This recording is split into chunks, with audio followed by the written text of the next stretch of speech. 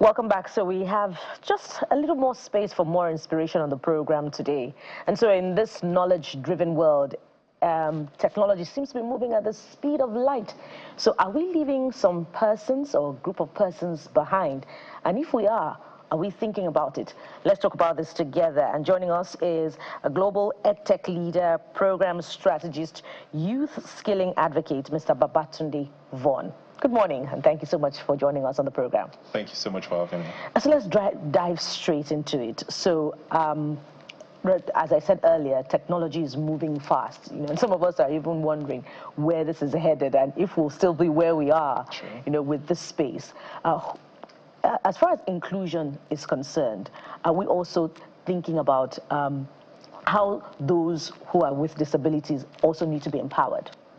I don't think we're doing so much good job with that at the moment. To start with, and that's like a very blunt, straightforward answer. Many times when we look at technology, and even for people who are inventors or designers, you're probably thinking about how many people are using my product. So you're looking at adoption, you're thinking about usage, you're thinking about how can I get more people to use it. So you're putting a lot of effort into marketing. But an important question that we're not asking ourselves is who is missing. Because that helps you to be able to see that you might be looking at just one end of the margin, and you have lost sight completely on the other end of the margin. So we need to start thinking about the kind of challenges that are very peculiar to us on the African continent, and not just Nigeria alone, right? Low bandwidth is still a very big problem. We have varied literacy levels, right? We have contextual cases, right? We have culture. So when we think about these things, and then we now have learners that have different abilities, right? Some people learn differently. Some people need gamification to learn, right? Some people need to be outside there. They want to see the sunlight to learn, right? It's not even just technology. So we have diverse learners in the classroom, right? Outside of the classroom. And I think that right now, what we are doing is serving the privilege. So you find products working in Lagos, working in Nairobi, working in Johannesburg, but when you take them to a place like Hamuloko, it's not going to work. All right, but you have people in those places who are already marginalized, and that's the way I'll think about it. So what kinds of technologies are available to fill these gaps that you're talking about? I mean, we see every day policymakers, legislators go to school with gadgets, distributing them. But when we think about schools of persons with special needs, a Chele school for the blind, what are the types of technologies that they require as well? I think I can't give you specifically and say that this is the kind of technology that they require. What I think needs to be done, right, is to have needs assessment in those areas, right? What has been happening so far is building for communities. What needs to be happening is building with communities, right? You cannot say that a particular technology is going to work in an environment and you take it there. Because most likely the people who designed the technology, the people who built that technology, do not have like first-hand experience of the situation on ground, right? So I'll give you an example. People would come to me and say, hey, Babati, can you help us to review this product we're about to launch? And I say to them, look, I'm going to help you. I'll share the feedback. But what I have seen, or what I say to them eventually is, how many educators were involved in the development of this product, right? How many students did they listen to, right? How many persons with disabilities were engaged in this product? Yes, you will not be able to design for everybody. It's not possible. You probably have your most viable product, your MVP. You're designing that maybe for a very entry-level solution. But if you want to keep designing for the privilege, then you know that's what you're doing, right? Because they already have access. So you have to think about people that need sight, or people that sort of like are visually impaired, right? These people will sort of need to be able to touch. They need something that they can actually use, right? Maybe they want to run their fingers on it so that they can actually understand what a particular thing is. So we have to think about people who have such kind of learning disabilities. I will give you another example. There are some people, I used to struggle with a blackboard, right?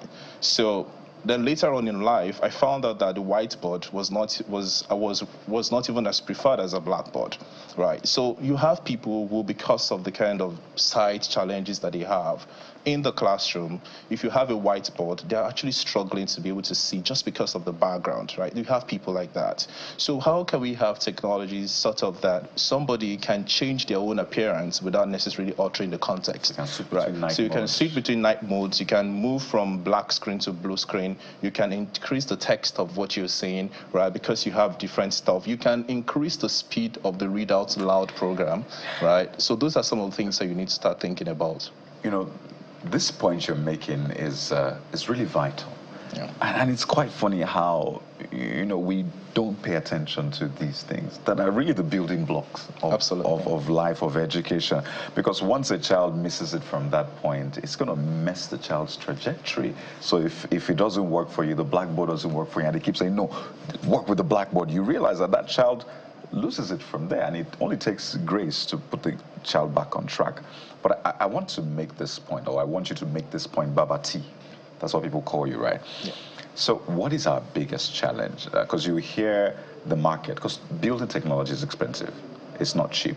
And you hear the market saying, or the big tech saying, well, you have the numbers, but you don't necessarily have the money.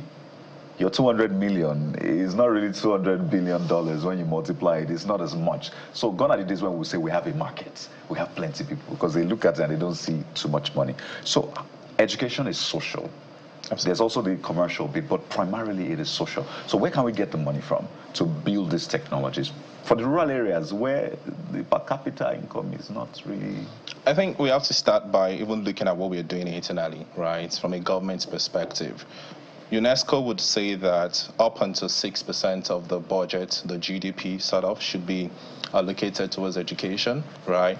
And the other way to look at it is to say between 10% or 15% of public expenditure should actually go into education, right? So if you have a child and this person scores 85 over 100, you will still give them a great thumbs up, like you've done so well. So we don't necessarily need to be aiming towards 6%, like UNESCO had said, because you have other challenges. But are we even reaching like 4% of that, right? I don't think we're there yet. So I think, one, before you begin to ask people to come and invest, before you get external investors to come and throw in, put their weight behind what you are doing, I think you also need to be doing much more from a government perspective. That's one. Now, I also believe that a lot of people who are building solutions, right, it's good to think about products from three angles: people, profits, right, and purpose. Right? A lot of people are so profit-centered. And because you're profit-centered, you're thinking about the margins from the very beginning. You miss out on the opportunity to scale, right? If you're designing the solution that might cost 1,000 naira, right, and that can reach 1 million people, but you also have a solution that would cost 50,000 naira, that will probably not be able to reach more than 100,000 people. So you have to think about what you're designing in a way that it's going to be able to scale. And again, I'm not here to pitch products. I'm not here to talk about. So where do we really begin from?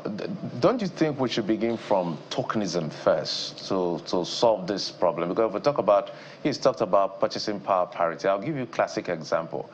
A state of emergency declared in Rivers State. Why? Because national assets are involved. There's Benue State that there's been carnage going on. It has not been declared. I just want you to look at... As a plateau, right? Yes. So how government looks at this thing sometimes. Just two explosions, and then the state of emergency was declared. So don't you think we should start from tokenism first, and then we can approach to profitability? Because that looks like it. I'm just saying. Yeah, I think that's a very valid point. But again, another thing I would like to slot into that, which I think is always missing in the mix, right? Teacher capacity development. Now, this does not have to be like a large scale. People want to use Microsoft Teams. I used to work for Microsoft in the classroom, right? That's like you're going above and above and above, right?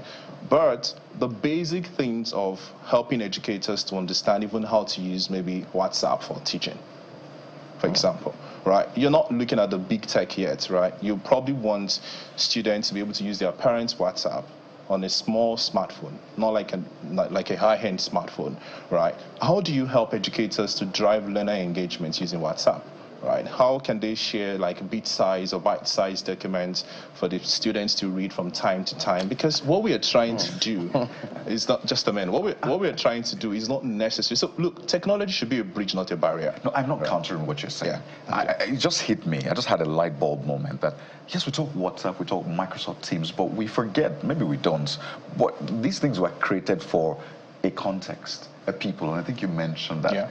What is wrong with Nigeria creating its own product that can work with low bandwidth, That you don't, that all you need is just 100 KB to work in a village instead of relying on a platform that needs gigabytes to operate. Is anybody thinking that? Or, I don't know, am I just asking for too much? I think there are people who are thinking in that direction, yes. We might not be seeing their work being very evident, right? But I believe that it's one thing to say we want to design for low bandwidth. The question we should be asking is, what's the end goal? Because the purpose of education is actually to help people to develop skills that will help them to impact their environment, right? So the technology should never determine what we want to teach. What we want to teach should determine the technology we want to use, right? So if you say that I'm and trying the money you have. yeah, so if you say you're trying to help students in a particular area. We're totally out of time. Just land on that thought so that we can wrap up. If you say you're trying to help students to be able to use technology to maybe develop certain skills, you have to ask yourself questions, very important questions. Who are the students we're trying to reach? All right. And would this actually help them to develop those skills? A lot to reflect on, and we must thank you very much, Mr. Babatunde Vaughan, Global EdTech Leader, Program Strategist, Youth Skilling Advocate. Thank you so much for your time on the program. And we hope some of your own ideas are scaled to the next level. Thank you so much. And that's our offering for you this day. Thank you so much for watching. We'll be back again tomorrow. I am Bukola Koka. Thank you for your time as well. Sunrise Daily is up at the top of the hour. I'm Jeffrey Uzongo. I hope Nigeria and Africa can begin to think and solve its own problems. I'm Kayode Okikiolu. Have a great day. Goodbye.